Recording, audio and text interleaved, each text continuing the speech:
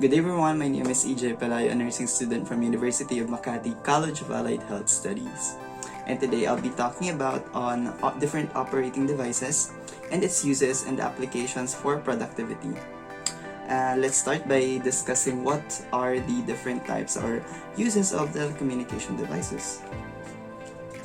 Okay, so first, telecommunication devices or telecommunications are the means of electronic transmission of information over long distances. So this means you can definitely communicate without the ease of travel or any means possible that could exert more effort.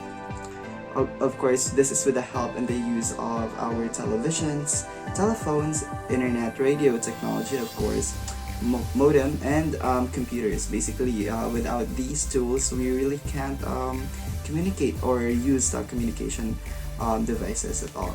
Of course, with regards to this, the information may be in the form of any voice or telephone calls, data, text, and images, and as well as videos.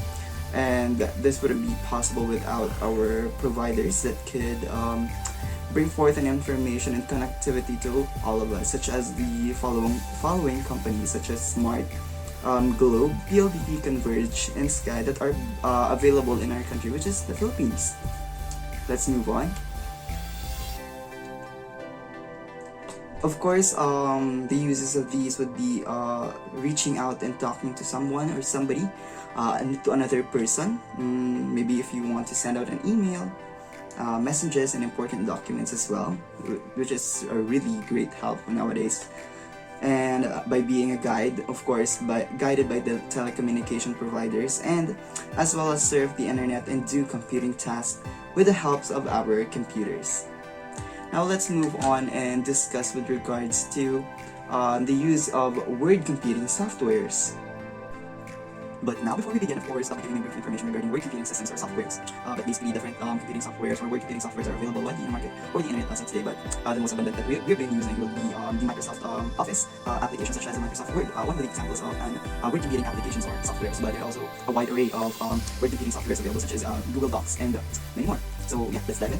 Of course, basically when you open up the Word application, you can see a ribbon tab, which is basically where you can customize all the information that you need, and a blank page where you can start typing or creating new sentences, words, maybe letters, or anything that you want, printing pictures and everything. This would be practically be handy for all of you. For the home tab, of course, you'll be seeing there are the different types of editing tools, such as different type of font colors, font style, font sizes, and etc.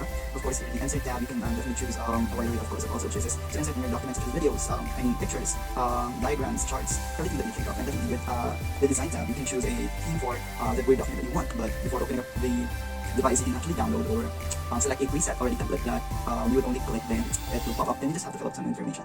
And yeah, so let's try to type in, for example, letters here, maybe to a certain someone. So let's say greetings. There we go. And there. That easy. But certainly you can actually do a lot more. For example, on these texts, I spelled greetings with 3 letter E's. Well, that's actually not a coincidence. Of course, you can correct and find a spell check to this. So basically, you just have to right-click your computer. Then there you go. The right spell will pop up. See, that easy. That is just one of the features that can be used or can be utilized with the use of a word computing software. Now let's move on and check out another word computing software or a multimedia presentation or a multimedia presentation software. Of course, just like a word presentation or a word computing software, a multimedia software creates wonderful graphics, informatics, as well as slides, and it can be presented throughout and can be used in various different ways. Of course, just like a word computing device, there's a wide array of other options to be chosen with or to be used with, of course, such as Canva, what we're using right now, Microsoft Office, PowerPoint, Google Slides, and actually there is one that I don't remember, but this is just one of the examples actually. So yeah, let's dive in and check out all the features of the PowerPoint presentation or the multimedia presentation application. So what you can see here is actually the slides that we've used earlier. So if you want, actually just like on the word computing softwares, you have all the different types of tabs and on inserts, designs, and everything. The only difference to these is, of course, you can choose on presenting it to other people, to yourself, or share it with everyone. And by creating this, you just have to put up a blank space for another slide, then click and create your title. Let's say nursing informatics. There we go. And then You just insert maybe a photo, a text, or a video. Then you can actually start presenting and using this. It's similar to every computing software that we discussed as of that, and you can actually download this externally and share to other people as well. Next, I'll be discussing all about the spreadsheet applications. Of course, we're using MS or Microsoft Excel right now. Wherein actually the computing systems or the tools that we're going to use is actually practically the same, but with kind of different twists, of course. Using spreadsheet, you can actually tally your information, analytics, and actually do much more, or even create QR codes as well. And yeah, let's begin to dive in on how to use this computing software or application. So here you can have insert any data in the charts as well. But the main thing here is actually you can input information and records as well. For example, a test score based on percentage of our students. So basically 99. Let's put in 99 because all of these students are studying hard. Let me say so myself. And let's try to just put there. See, that easy. And with the use of these already spreadsheet application, actually you can do a lot more by like just doing this. Let's say I want the total sum of all or the total average of each of the students that I have. Let's go to check out the data analytics of this one. I've already prepared another sheet. So here we go.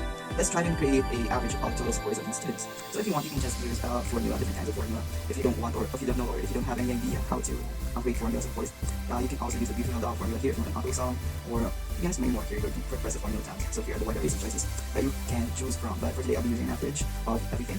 So of course, first you have to press the equals, then type in what you want. It's either sum. There we go, it will appear, but it will be using average.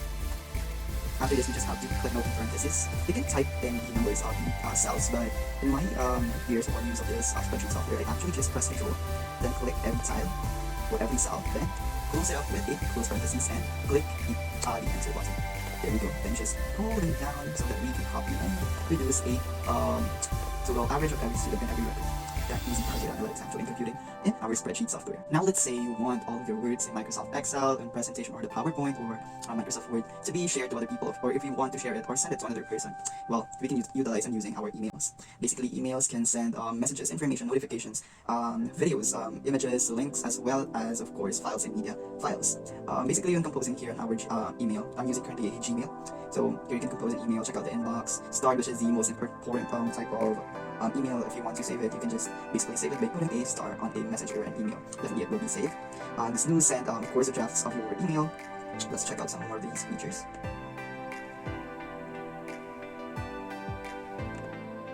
And the important, which is basically they are just doing or selecting some of the information that basically are most needed to be received by the email owner. Alright, now let's try to create a new email by sending it to another person. So by clicking the compose button, we can try and create new emails so that we can send it to another person. You can, on the table and subject, of course, we just have to select our recipient. Let's try one of my personal emails.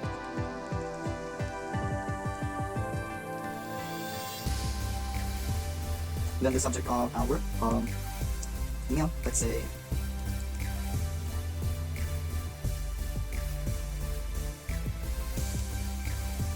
there we go. And you can see earlier here the CC and the BCC, I think. So, oh, there you go, the CC and the BCC. All of these means that you can actually send this to multiple emails or multiple persons at a time, and filter out who can receive or can't receive your emails. If you want to produce a mass email, basically you can use the CC or the BCC option right there. And if you want, you can actually edit some of the fonts, some font styles, font colors, font sizes as well. You can attach media files or information files, links, as I said. Here, you can insert an emoji, which is really cool. And using the other external storage or storage device of our Gmail, which is a Google Drive, you can actually pull out some of the files there and attach it into your email, as well as images and photos. And you can actually turn on and turn off confidential mode on your email. Basically, you can only use it or open it at a certain time, with a certain code, and if you open it, you can really open it again. And of course, insert our signatures. And that basically wraps it up. Oh, one thing, the feature that I miss is one of my favorite features actually, is if you want to send your email, let's type in some of the words before this. There we go. Then, when clicking the arrow next to the send button, you can actually schedule a send date to your email. So if you want that to send the email maybe tomorrow morning or later this afternoon, you can actually do that. See here are the different types of choices or that you can pick from, or actually you can pick your own date and time, other than the suggested date and time that's presented to you on the screen.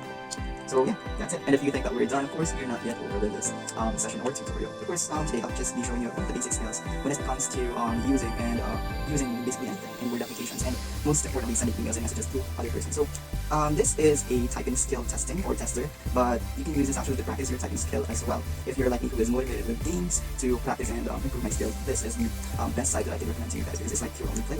This is called NitroType. You can actually search it up or look it up using any browser, nitrotype.com, and you can see here it says a worldwide real-time typing competition. So, and it doesn't really feel like you're practicing or basically typing or working your skill at all. It's like just like you're playing a game. Simple as that. So let's just wait for the site to load up. And here we go. So basically you just type it.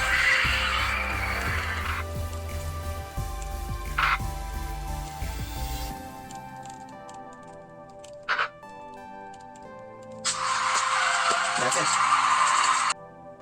There you go. See these. If you click here, you can see the guess. So that's me. I'm the guess raiser. And my typing speed is 44. So basically that's not that fast. So 44 words per minute. So yeah. And actually, if you want to choose or create an account, you can just have an array of different types of vehicles, as well as, of course, play with other players around the globe. So yes, I'll be ending our discussion here when it comes to operating devices and its uses for productivity. I hope you learned something for today, and hope you have a great day. Once again, my name is EJ, and bye!